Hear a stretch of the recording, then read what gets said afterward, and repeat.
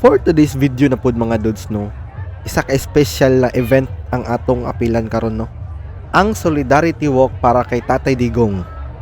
Daghan kayong tao nang apil no, nagkayusa aron ipakita ang ilang suporta ug pasalamat sa atong kanhing presidente nga dako kaayog na buhat para sa atong syudad ug nasod.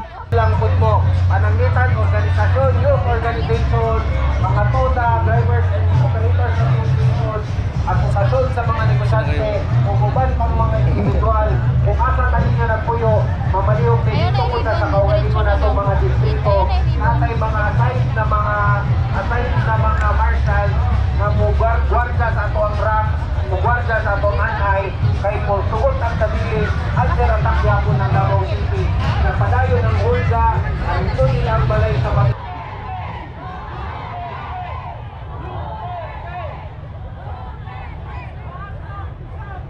Makita po na to ang init sa pagsuporta sa mga Davaoenyo.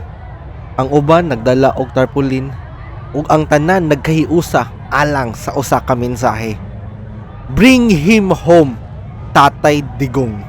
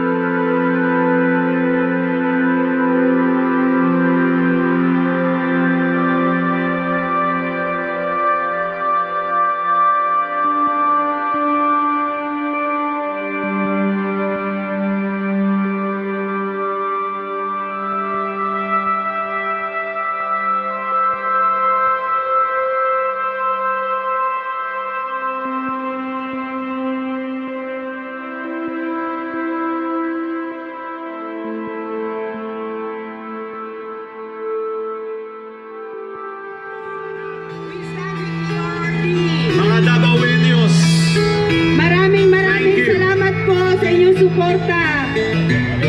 thank you for standing behind our former president. This will definitely make a difference